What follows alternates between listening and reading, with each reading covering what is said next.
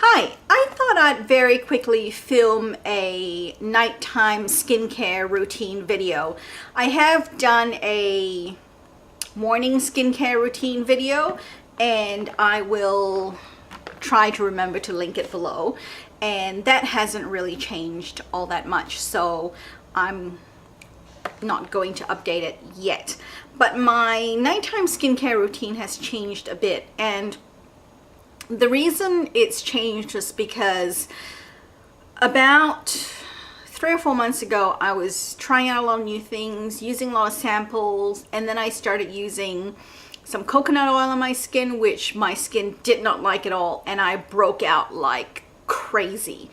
And then I had to figure out how to fix my skin and make it look good again, and I finally settled onto a routine which I've been using for the last month or so, which I'm really happy with, and my skin's really happy with, more importantly. So this is what my nighttime skincare routine is right now.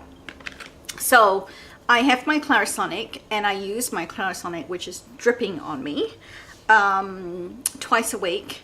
And with my Clarisonic, I use this Dr. Woods Naturals Daily Exfoliating Facial Cleanser, and it's a antioxidant formula with black soap and shea butter. And the black soap is supposed to exfoliate, rejuvenate skin cells, and clear blemishes. And I started using this because of the breakouts that I was having with the coconut oil to really help clear the breakouts that I was having. So I use this with my Clarisonic.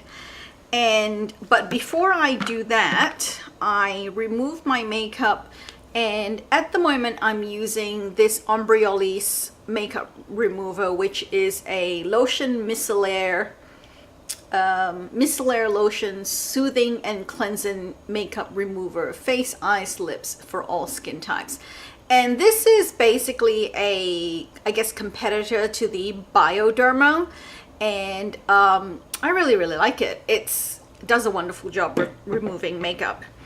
After I remove my eye makeup and some of my face makeup with this, I wash my face with the Michael Todd Cleanse and Tone One-Step Cleanser and Toner. And this is okay. It does the job and it cleanses my face. So yes, it's okay. So once I'm done with that, then I tone, and I use the T.N. Dickinson's All Natural Witch Hazel, and I tone my face with that, with this, and I really like it. And once that's done, I let my face dry, and once my face is dry, I use the Alpha H Liquid Gold with glycolic acid, and I put this on a little golden pad. I put this on a little cotton pad and I just wipe it all over my face and then let it dry. After I do that, I use a cream which my doctor made up for me for dealing with pigmentation as well as the breakouts.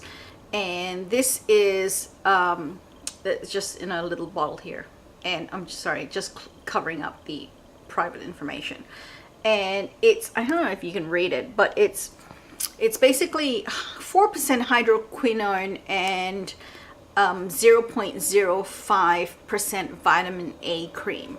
And this is mixed up, the chemist mixes this up for me, and it's just in a tub, and I use a little bit on my face. And this stuff, I think, is the reason why my skin is so good right now, because the combination of those two ingredients in my skin and the vitamin A, it's just absolutely magic. It just resurfaces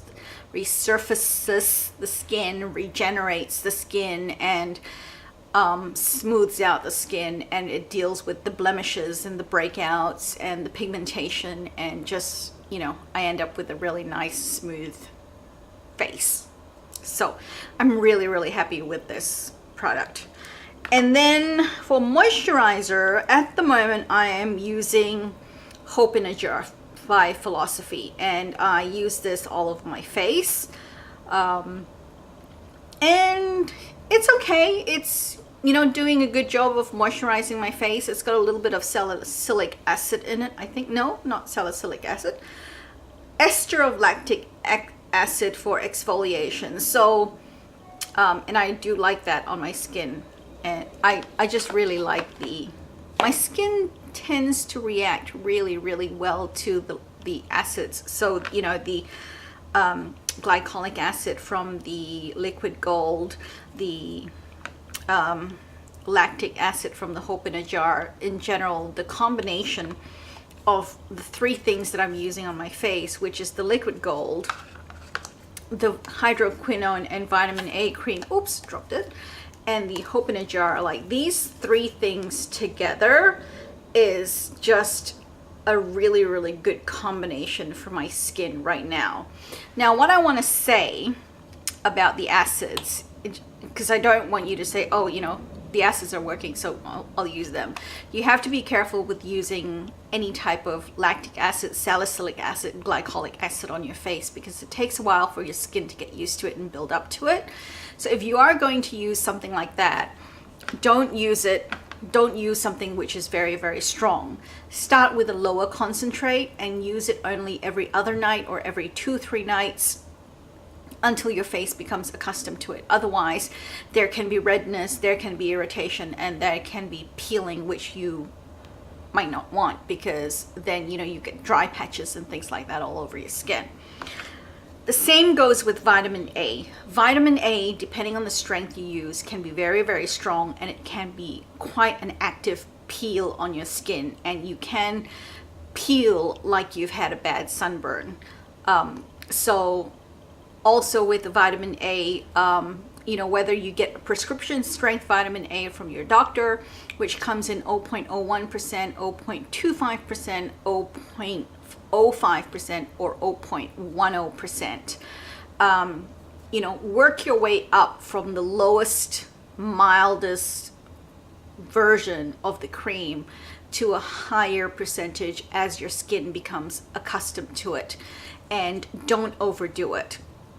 Every other night to start, or every few nights to start, or even just once a week to start, you know, just so your skin becomes accustomed to it and you're not overly irritating your skin.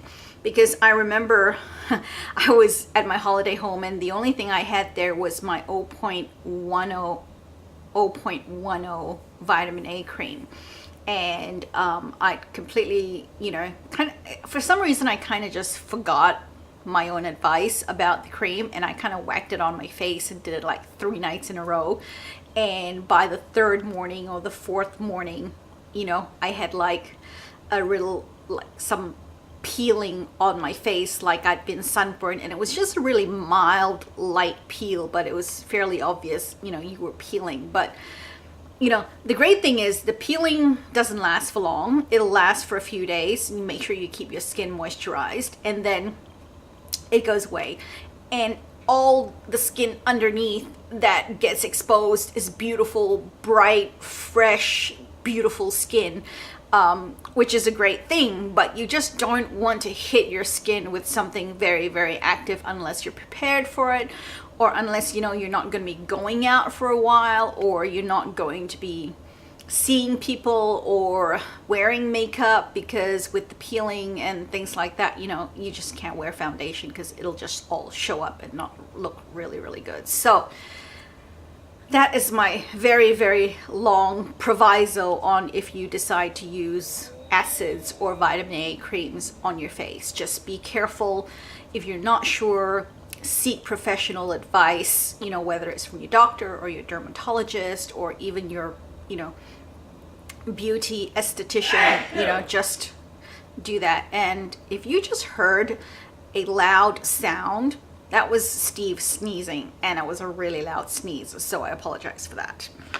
And finally, I also use this toning neck cream from Exuviance, and it's a nice cream. It's moisturizing.